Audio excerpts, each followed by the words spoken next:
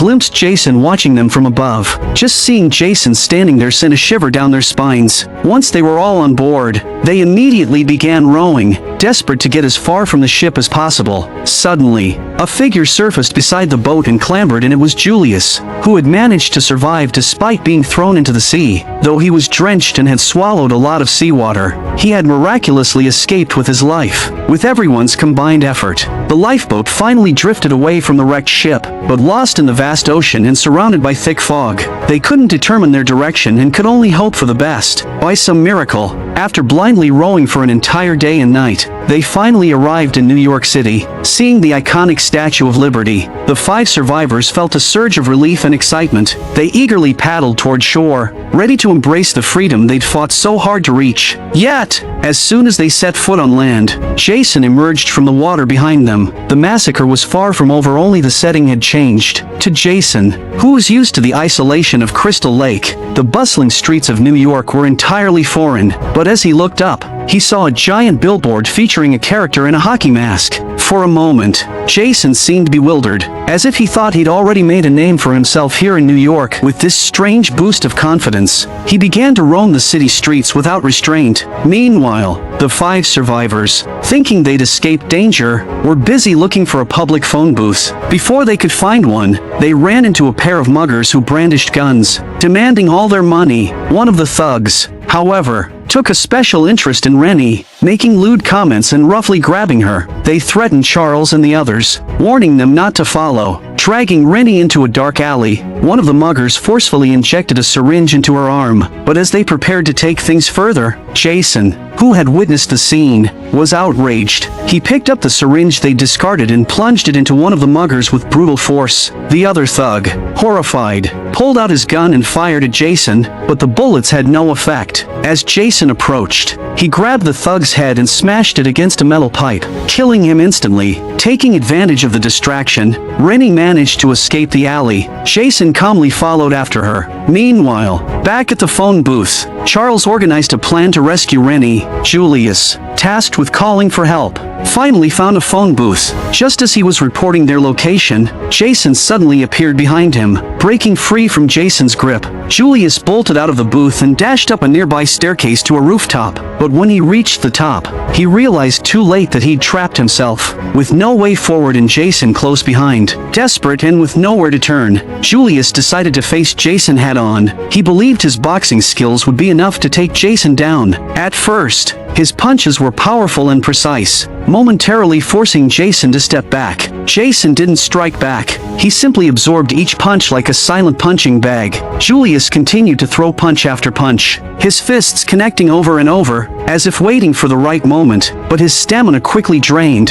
while Jason remained unfazed, standing firm, exhausted and unable to throw another punch. Julius had nothing left to give. That's when Jason finally seized his chance to strike back. Jason grabbed Julius by the shoulders, using his full strength to deliver a single, devastating punch that sent Julius's head flying. It rolled along the edge of the roof and finally landed in a trash can below. Meanwhile, Rennie, having escaped the alley, reunited with Charles, Sean, and Colleen. Sean relayed Rennie's shocking revelation that Jason had somehow made his way to New York, but Charles, stubborn as ever, dismissed their fears as nonsense, refusing to believe that Jason was truly after them. A nearby police officer, sensing the gravity of the situation, decided to take them to the station to call for backup. As he opened the driver's door, the others in the back seat caught sight of a gruesome sight: Julius's severed head. The horrified officer quickly radioed for backup, but before he could finish, Jason ambushed him, dragging him into a nearby alley. Terrified and desperate to escape,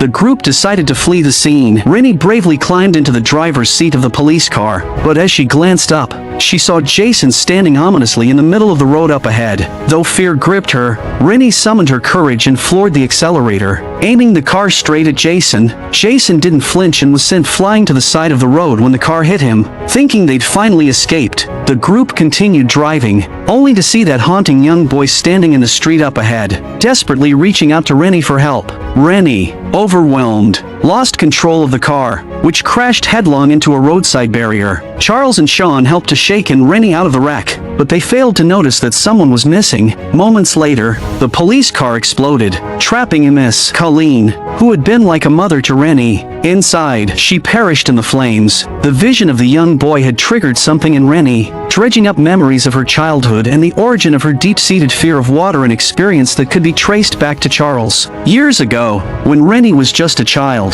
Charles had taken her to Crystal Lake to learn how to swim. Frustrated by her lack of progress, Charles warned her that if she didn't learn, she'd end up drowning in the lake just like Jason. Not only that, but he told her a terrifying tale, saying that Jason would drag anyone who couldn't swim down to the lake's depths to keep him company. Young Rennie had doubted the story, but to her horror, Charles pushed her unprepared into the lake in a desperate attempt to make her swim. As she flailed helplessly, something grabbed her leg, pulling her downward. In that moment of sheer terror, she saw the young Jason beneath the water, clutching her ankle with a firm grip. Since then, this traumatic memory had haunted Rennie, forever turning water into a nightmare. Triggered by the memories, Rennie confronted her uncle Charles, asking why he had done such a terrible thing to her as a child. Yet Charles, stubborn as ever, refused to acknowledge any wrongdoing. Sean, furious after hearing about Charles's cruelty, shoved him to the ground and then went after Rennie to comfort her. As they walked away, Jason, who had been lying motionless after the car collision, suddenly revived. His next target was now the lone Charles. Charles, despite his disbelief, picked up his pace in an attempt to escape, but Jason quickly caught up with him, throwing him down from the second floor of a nearby building. In a darkly poetic twist, Jason seized Charles by the shoulders and plunged his head into a filthy water barrel, drowning him as payback for his earlier torment of Rennie using Jason's name. Elsewhere, Sean eventually found a heartbroken Rennie. After a comforting conversation, the two shared a kiss, but Jason, who despised seeing young couples in love, appeared abruptly, interrupting the moment. Sean grabbed Rennie's hand, and they ran to the nearby subway station. Once inside a subway car, they thought they were safe until they turned to see Jason standing menacingly in the next car, staring through the glass. Due to his hockey mask, Jason seemed more like a strange passenger than a killer, and none of the other commuters responded to their cries for help. As Jason advanced, Sean pulled the emergency brake lever. The sudden stop threw Jason backward, giving Sean and Rennie the chance to open the door and escape. Jason stumbled after them, but Sean tackled him into the subway tracks, where a surge of high-voltage electricity coursed through Jason's body. After Jason's agonized screams faded, he lay motionless, and Sean and Rennie believed the nightmare was finally over. Hand in hand, they exited the subway station, awestruck by the bustling streets of New York. But just as they began to dream of a brighter future, Jason reappeared. He had survived the electric shock, his revival linked to the very power of electricity. Upon spotting Jason again, Rennie and Sean resumed their frantic escape. As they fled, Jason kicked aside a radio belonging to some street thugs, who attempted to confront him. They quickly regretted it. Rennie and Sean dashed into a nearby diner, begging the staff to let them call the police about the madman chasing them. Before they could explain further, Jason burst through the door. A security guard tried to stop him, but Jason easily threw him into a glass wall. No matter where Rennie and Sean hid, Jason seemed to have an uncanny ability to track them down. Their last refuge was the city's sewer system, where they encountered a maintenance worker who warned them that every night at midnight, toxic waste flooded the sewers. With only minutes until midnight, the worker offered to guide them to safety, but Jason soon appeared, killing the man and turning his attention to an unconscious Sean. Just as Jason was about to strike, Rennie shone a flashlight in his face. Grabbing his attention, she taunted Jason,